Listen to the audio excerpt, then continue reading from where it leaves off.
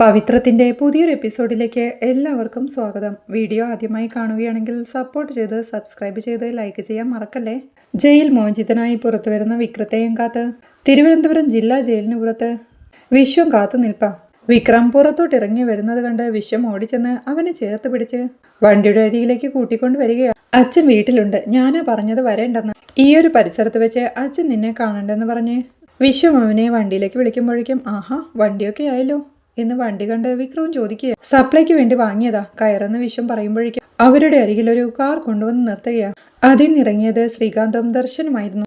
ശ്രീകാന്ത് ചിരിയോടെ പറയുന്നുണ്ട്, എന്തായാലും നമ്മൾ ഇവിടെ എത്തിയത് കൃത്യസമയമാ, അല്ലെങ്കിൽ സാറ് തറവാട്ടിൽ നിന്നിറങ്ങുന്നത് നമുക്ക് കാണാൻ പറ്റാതെ പോയേനല്ലേ എന്ന്.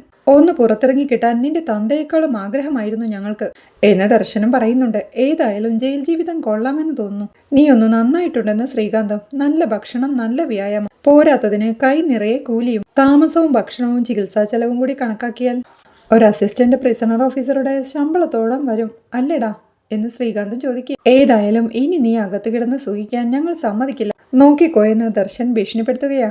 ഇത്രയും കാലം ജയിൽ ജീവിതം നിനക്കൊരു സുരക്ഷിത സ്ഥലമായിരുന്നു, ഇനിയാണ് നീ അനുഭവിക്കാൻ പോകുന്നതെന്ന് ശ്രീകാന്തും പറയുകയാ. ശ്രീകാന്തും പറയുന്നുണ്ട്, നീ എന്നോടും വേദയോടും ചെയ്തത് എന്താണെന്ന് എനിക്കും നിനക്കും നന്നായിട്ടറിയാം. കഴിഞ്ഞ 5 കൊല്ലമായി ഇവനെ ഒരു പാവയെ പോലെ ചരടിൽ കെട്ടിക്കൊണ്ട് നടക്കുന്നത് എന്തിനാണെന്നും എനിക്കറിയാം. തൽക്കാലം നീയുമായൊരു തർക്കത്തിന് ഞാനില്ല, എനിക്ക് എന്റെ അച്ഛനെ എത്രയും പെട്ടെന്നൊന്ന് കാണണം എന്ന് വിക്രം പറയുന്നവൾക്ക് ദേഷ്യത്തോടെ ദർശനം അങ്ങനെ ഒരു അച്ഛനെ തന്നെയാണ് നീ ഇല്ലാതാക്കിയത്, അത് നീ മറക്കണ്ടെന്ന് പറയുന്നുണ്ട്. അത് കേൾക്കെ വിക്രവും ഇപ്പോഴും നീ അത് വിശ്വസിക്കുന്നുണ്ടെങ്കിൽ നിന്റെ തലയ്ക്ക് എന്തോ കാര്യമായ പ്രശ്നം പറ്റിയിട്ടുണ്ട്. നീ എന്താ ഇങ്ങനെ ആയിപ്പോയതെന്ന് ഒരുപാട് കാലം ഞാൻ ആലോചിച്ചിട്ടുണ്ട്.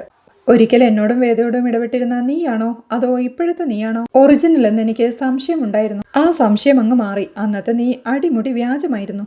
ആർക്കും തിരിച്ചറിയാനാകാത്ത ഏതൊക്കെയോ ഗൂഢലക്ഷ്യങ്ങളുമായി നല്ല പിള്ള കളിച്ചു നടക്കുന്ന ഒരുവൻ എന്ന് വിക്രം പറയേ. അതേടാ, എനിക്കുമുണ്ടായിരുന്നു ചില ലക്ഷ്യങ്ങൾ. അത് നിറവേറ്റാൻ എല്ലാ കരുക്കളും ഒരുക്കിയിരിക്കുമ്പോൾ തന്നെയാ നിന്റെ ഒടുക്കത്തെ ഒരു ഒളിച്ചോട്ടവും അവളോടുള്ള പ്രേമവും എന്റെ അച്ഛന്റെ കൊലപാതകവും ഒക്കെ സംഭവിച്ചത്. അതോടെ ഞാൻ സ്വയം ഉണ്ടാക്കി വെച്ച മറന്നീക്കി പുറത്തു വരാമെന്ന് കരുതി. നോക്കിക്കോ, ഇനിയാണ് നീ ദർശൻ ആരാണെന്നും എന്തൊക്കെ എനിക്ക് ചെയ്യാൻ പറ്റുമെന്നും അറിയാൻ പോകുന്നത്. ഇനി നീ ഏതായാലും സ്വസ്ഥമായി പുറം ലോകത്ത് ജീവിക്കില്ല എന്ന് ദർശൻ വെല്ലുവിളിയോടെ പറയുന്നുണ്ട്. വിക്രമവും ഒരു പുഞ്ചിരിയോടെ സന്തോഷം, എന്നാലും അതിനുവേണ്ടി നീ കണ്ടെത്തിയ കൂട്ടുകൊള്ളാം, മുട്ടാളിനു ചേർന്ന മൂർഖം പാമ്പ്, ശരി എന്ന് പറഞ്ഞ് വിശ്വത്തോട് വണ്ടി എടുക്കാനായി പറയുന്നുണ്ട് വിക്രം വണ്ടിയിലേക്ക് കയറുമ്പോഴേക്കും വിശ്വവും വണ്ടി എടുത്തു പോവുകയാ. അവർ വീട്ടിലെത്തുമ്പോഴേക്കും വിശ്വം ഇറങ്ങി വിക്രത്തെ സന്തോഷത്തോടെ വിളിച്ചിറക്കുകയാ. വീടാകെ ഒന്ന് നോക്കി, അല്ല ഇത് എന്ന് വിക്രം ചോദിക്കുന്നുണ്ട്. അത്യാവശ്യം സൗകര്യങ്ങളൊക്കെയുണ്ട്. പുറത്തെ മുറിയിൽ ഓണറുടെ സാധനങ്ങളൊക്കെ വെച്ച് പൂട്ടിയിരിക്കുക. ബാക്കിയുള്ള ഏരിയ നമുക്ക് ഉപയോഗിക്കാം. നമ്മുടെ വീടിന്റെ ജപ്തി നടക്കുന്നതിന്റെ അന്ന് രാവിലെ വരെ ഞാൻ കുറെ ഓടിയതാ, പക്ഷെ അത് തിരിച്ചു പിടിക്കാൻ പറ്റിയില്ലെന്ന് വിശ്വം സങ്കടത്തോടെ പറയുന്നുണ്ട്. വിനയേട്ടൻ എന്ന് വിക്രം ചോദിക്കെ എല്ലാം കൈവിടുമെന്ന് ഉറപ്പായപ്പോ ഒരാഴ്ച മുമ്പേ സ്ഥലം വിട്ടു. ടൗണിൽ നേരത്തെ ഒരു 5-6 സെന്റ് സ്ഥലത്തിനവൻ അഡ്വാൻസ് കൊടുത്തിരുന്നല്ലോ, അത് വാങ്ങി അവിടെ ഒരു വീട് പണിയുന്നുണ്ടെന്ന് കേൾക്കുന്നു. ഇപ്പൊ അവര് വാടകയ്ക്ക് തന്നെയാണെന്ന് വിശ്വം പറയുന്നുണ്ട്. അച്ഛനെ കാണാൻ വരാറില്ലേ എന്ന് വിക്രം ചോദിക്കെ വല്ലപ്പോഴും വരും, നന്ദിനിയുടെ സ്വഭാവം അറിയാലോ, അച്ഛനെ വിഷമിപ്പിക്കാൻ വേണ്ടി തന്നെ മനഃപൂർവ്വം അവൾ എന്തെങ്കിലും പറയും. അങ്ങനെയാണെങ്കിൽ ഇനി വരുമ്പോ ഒറ്റയ്ക്ക് വന്നാൽ മതിയെന്ന് എനിക്ക് അവനോട് ഒരിക്കൽ പറയേണ്ടി വന്നു, അതോടെ വരവും കുറഞ്ഞു എന്ന് വിശ്വം പറഞ്ഞു നിർത്തുമ്പോഴേക്കും സിറ്റൗട്ടിലേക്ക് വന്ന ശ്രീജ സന്തോഷത്തോടെ വിക്രത്തെ കണ്ട് എന്താ രണ്ടുപേരും അവിടെ തന്നെ നിൽക്കുന്നേ, വിക്രം കയറി വാ എന്നവൾ വിളിക്കുന്നുണ്ട്. അവനും സിറ്റൗട്ടിലേക്ക് കയറി ശ്രീജേച്ചി ശരിക്കും ക്ഷീണിച്ചു എന്ന് പറയെ വിശ്വവും പറയുന്നുണ്ട്. ഞാൻ രാവിലെ സപ്ലൈ എന്നും പറഞ്ഞിറങ്ങില്ലേ, വീട്ടിലെ കാര്യങ്ങളും മില്ലിലെ കാര്യങ്ങളും ഇവള് തന്നെയല്ലേ നോക്കുന്നത്. ശ്രീജയും പറയുകയാ, വേദ എന്ന് ഇങ്ങനെ ഒരു വഴി കാണിച്ചു തന്നതുകൊണ്ട് ജീവിക്കാനൊരു മാർഗമായി. വിക്രം അകത്തേക്ക് നോക്കി അച്ഛനെ തിരിയുന്നത് കണ്ട് അച്ഛൻ കിടക്കുകയാണ്, വാ എന്ന് വിളിച്ച് അവനെ അച്ഛന്റെ റൂമിലേക്ക് കൂട്ടിക്കൊണ്ട് പോവുകയാണ്. റൂമിലെ കട്ടിലിൽ കിടക്കുന്ന അച്ഛനെയും അവിടെ ഇരിക്കുന്ന വാക്കറും കണ്ട് സംശയത്തോടെ വിക്രം വിശ്വേട്ടനെ നോക്കുകയാ. എടാ, നിന്നോട് പറഞ്ഞില്ലെന്നേ ഉള്ളൂ, അച്ഛൻ കഴിഞ്ഞ ആഴ്ച ബാത്റൂമിലൊന്ന് വീണു, നടക്കാൻ ഇത്തിരി ബുദ്ധിമുട്ടുണ്ട്, അതുകൊണ്ട് വാങ്ങിയതാ, വേറെ കാര്യമായ പ്രശ്നമൊന്നും ഇല്ലെന്ന് വിശ്വേട്ടൻ പറയുന്നതുകൾക്ക് വിക്രം അകത്തേക്ക് കയറി അച്ഛന്റെ അരികിൽ ഇരിക്കുക. മയക്കത്തിലായിരുന്ന അച്ഛന്റെ കൈ കവർന്നെടുത്ത് അച്ഛ എന്ന് വിക്രം വിളിക്കും. കണ്ണു തുറക്കുന്ന സുധാകരൻ മാഷ് കാണുന്നത് മുന്നിലിരിക്കുന്ന വിക്രത്തെയാണ്. അദ്ദേഹം സന്തോഷത്തോടെ എഴുന്നേറ്റിരുന്ന് അവനെ ചേർത്ത് പിടിക്കുക. ശ്രീജയും പറയുന്നുണ്ട്, നിങ്ങൾ വരുന്നുണ്ടോന്ന് നോക്കി അച്ഛൻ കുറെ നേരം പുറത്ത് കാത്തിരുന്നു, ഗുളിക കഴിച്ച ക്ഷീണമുള്ളത് കൊണ്ട് ഞാൻ നിർബന്ധിച്ചിട്ടാ വന്നു കിടന്നത്, ഉറങ്ങിപ്പോയി കാണുമെന്ന്. സുധാകരൻ മാഷും പറയുക, നീ പുറത്തിറങ്ങുമ്പോൾ ഗേറ്റിന് പുറത്ത് കാത്തു നിൽക്കണമെന്നുണ്ടായിരുന്നു, പക്ഷെ പറ്റിയില്ല എന്ന് പറഞ്ഞ പുഞ്ചിരിയോട് അവനെ ചേർത്ത് പിടിച്ച് നിന്റെ സർട്ടിഫിക്കറ്റ് എവിടെയെന്ന് ചോദിക്കുന്നുണ്ട്. അവൻ തന്റെ കവറിൽ നിന്ന് ആ സർട്ടിഫിക്കറ്റ് എടുത്ത് അച്ഛനെ കാണിക്കുകയും മാഷ് അത് വാങ്ങിച്ചു നോക്കി കമലയുടെ മാല ഇട്ട് വെച്ച ഫോട്ടോയിലേക്ക് നോക്കി. ഇത് അവളുടെ മുന്നിൽ വെക്കി, കണ്ണിറയെ കാണട്ടെ.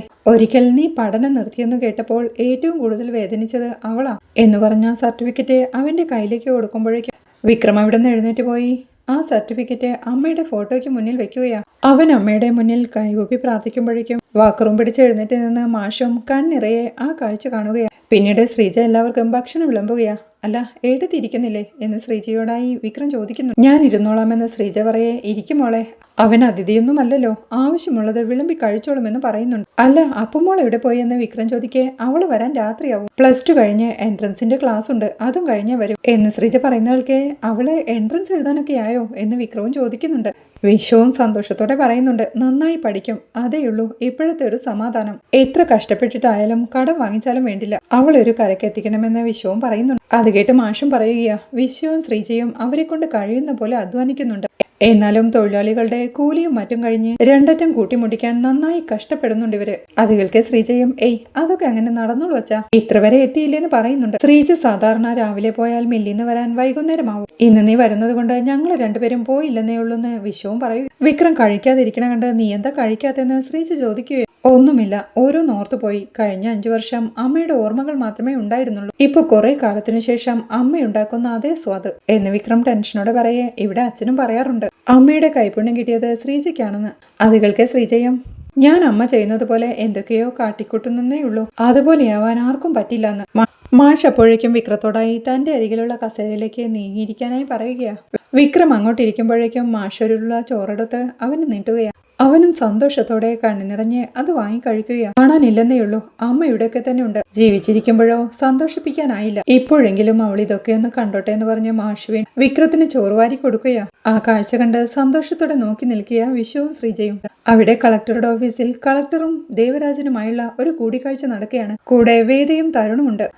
വാട്ട് യു സേ വേദ എന്ന് കളക്ടർ ചോദിക്കേ.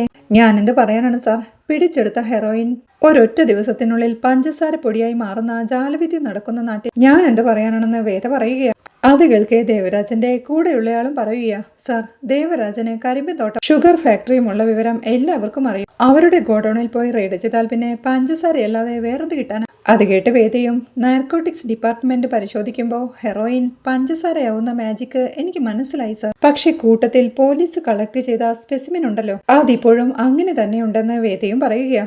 അത് കേൾക്കെ കളക്ടറും, സി വേദ, ഇതിപ്പോ മീഡിയയും മറ്റും അറിഞ്ഞിട്ടില്ല എന്ന് പറയേ. അത് സാരമില്ല സാർ, എന്റെ കയ്യിൽ റെക്കോർഡ് ചെയ്ത തെളിവുണ്ട്, അത് ഞാൻ പുറത്തു വിട്ടോളാം എന്ന് വേദയും പറയുകയാ. Try to understand what I am say എന്ന് സാർ വീണ്ടും പറയേ. എനിക്ക് മനസ്സിലാവില്ല സാർ, പിടിച്ചെടുത്തതെല്ലാം തിരിച്ചു കൊടുത്ത് ഇയാളെ പോലുള്ളവരോടൊക്കെ മാപ്പ് പറയണമെന്ന ആവശ്യം എനിക്ക് മനസ്സിലാവില്ല എന്ന് വേദയും പറയുകയാ. ആരും അങ്ങനെയൊന്നും ആവശ്യപ്പെട്ടിട്ടില്ല വേദ എന്ന് സാർ വേദയോടായി പറയുമ്പോഴേക്കും ദേവരാജന്റെ കൂടെയുള്ളയാൾ വീണ്ടും പറയുന്നുണ്ട്, പോലീസുകാരുടെ കയ്യിലുള്ള സ്പെസിമെൻ ദേവരാജനോടുള്ള ദേഷ്യത്തിൽ കെട്ടിച്ചമച്ചൊരു തെളിവാണിതെന്ന് പ്രൂവ് ചെയ്യാൻ ഈസിയാണെന്ന് നിങ്ങൾ പറ തരുൺ എന്നയാൾ ചോദിക്കുക. ഈ വിഷയത്തിൽ നമ്മൾ ചർച്ച ചെയ്യേണ്ട ആവശ്യമില്ലെന്നാണ് എന്റെ അഭിപ്രായം. കയ്യിൽ കിട്ടിയ എല്ലാ തെളിവുകളും ഒരു ദിവസം കൊണ്ട് നശിപ്പിച്ചിട്ട് ഇങ്ങനെയുള്ള ക്രിമിനൽസിനെ രക്ഷിക്കാൻ വേണ്ടി പൊളിറ്റീഷ്യൻസ് പെടാപ്പാട് പെടുന്നത് നമുക്ക് മനസ്സിലാക്കാം. പക്ഷേ ബ്യൂറോക്രസിക്ക് അതിന്റെ ആവശ്യമുണ്ടോ സാർ എന്ന് തരുണും സാറിനോടായി ചോദിക്കുന്നുണ്ട്. ബ്യൂറോക്രസിക്ക് മാത്രമായി ഒരു നിലനിൽപ്പില്ലെന്ന് ഇതിനകം തരുണിന് മനസ്സിലായിട്ടില്ലേ എന്ന് ചോദിച്ച് വേദയോടായി, Veda, you must walk out from this എന്ന് പറയേ.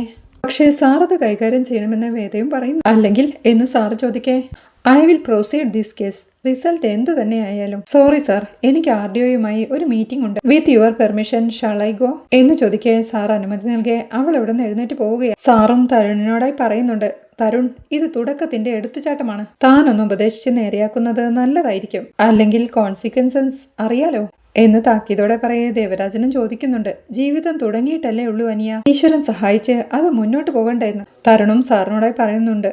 വേദ has her own ways and terms, ഞാൻ പറഞ്ഞാലും അവൾ അനുസരിക്കത്തില്ല, ഞാനത് പറയുമില്ല സാർ എന്ന് പറഞ്ഞ് ദേവരാജന് നേരെ നോക്കി. പിന്നെ ഭീഷണി. ഹിന്ദിയിൽ ഒരു ചൊല്ലുണ്ട്, അതേരിമേ സൂരജ് കോ നെഹി ചുപ്പായ ജാ സക്ത. എനിക്ക് കുറച്ച് തിരക്കുണ്ട് സാർ, വരട്ടെ എന്ന് സാറിനോടായി പറഞ്ഞ് തരുണും അവിടെ നിന്ന് എഴുന്നേറ്റ് പോവുകയാണ്. ദേവരാജൻ കൂടെയുള്ള ആളോടായി അവൻ എന്താ പറഞ്ഞത് എന്ന് ചോദിക്കുക. ഹിന്ദി എനിക്ക് അറിയില്ലെന്ന് അയാളും. കളക്ടറും അവരോടായി, നടപടിയാകുന്ന വഴിയില്ലല്ലോ ദേവരാജ എന്ന് പറയേ. ആവൂ സാർ, ഇനിയും വഴികളുണ്ടല്ലോ എന്ന് പറഞ്ഞ് എന്തോ മനസ്സിലുറപ്പിച്ച് ചിരിക്കുക ദേവരാജൻ. പിന്നീട് വേദ വീട്ടിലെത്തുമ്പോഴേക്കും ഗൗരിമോൾ ഓടി വന്ന് അമ്മ എന്ന് വിളിച്ച് അവളെ ചേർത്ത് പിടിക്കുക. വേദയും അവളെ എടുത്തൊരു ഉമ്മ കൊടുക്കുമ്പോഴേക്കും അമ്മ ഇന്ന് നേരത്തെ വന്നല്ലോ, അമ്മ ഇന്ന് നേരത്തെ വരുമെന്ന് അച്ഛൻ എന്നോട് പറഞ്ഞതേയുള്ളൂ. അവൾ പറയേ വേദ അവളെയും കൊണ്ട് അകത്തേക്ക് പോവുക. നിനക്ക് എന്നോട് എന്തോ പറയാനുണ്ടല്ലോ എന്ന് വേദ ചോദിക്കുക. പിന്നല്ലാതെ ഇന്ന് എന്തൊക്കെ വിശേഷങ്ങൾ ക്ലാസ്സിൽ ഉണ്ടായിരുന്നു എന്നറിയോ? ഇന്നേ ഞാൻ പറഞ്ഞ കഥയും ചാർട്ടും എല്ലാവർക്കും ഇഷ്ടായി എന്നവൾ പറയേ. ആണോ, ഗുഡ് ഗേൾ എന്ന് വേദ.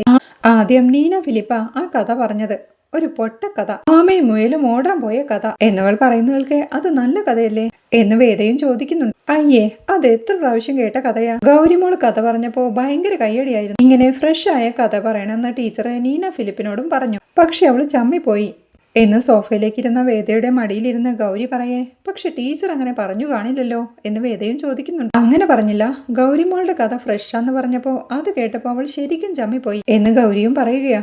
അത് മോൾക്ക് തോന്നിയതാവും എന്ന് വേദ പറയേ. അല്ല എന്ന് ഗൗരി. മോളുടെ മനസ്സിലെ നീന ഫിലിപ്പിനോട് ഒരു കുഞ്ഞു ദേഷ്യമുണ്ട്, അതുകൊണ്ട് തോന്നുന്നതാണ് ഇങ്ങനെയൊക്കെ എന്ന് വേദയും പറയുക. അത് അവൾ എപ്പോഴും എന്നെ കളിയാക്കുന്നത് കൊണ്ടല്ലേ എന്ന് ഗൗരി പറയേ. കുട്ടികളാവുമ്പോ അങ്ങനെയൊക്കെ ഉണ്ടാവും, അതൊന്നും മനസ്സിൽ വെക്കരുത്. നമ്മൾ ആരോടെങ്കിലും ദേഷ്യം മനസ്സിൽ വെച്ചാൽ എന്താ സംഭവിക്കാന്നറിയോ എന്ന് വേദ ചോദിക്കേ.